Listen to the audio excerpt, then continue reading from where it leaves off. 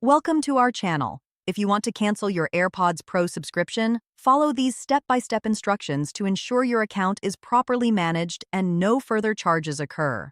Step 1. Open your web browser and go to the official AirPods Pro website. Log in with your account credentials. Step 2.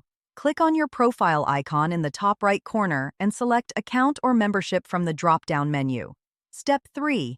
Navigate to the subscription or billing section where you can view details about your current plan and payment method. Step 4.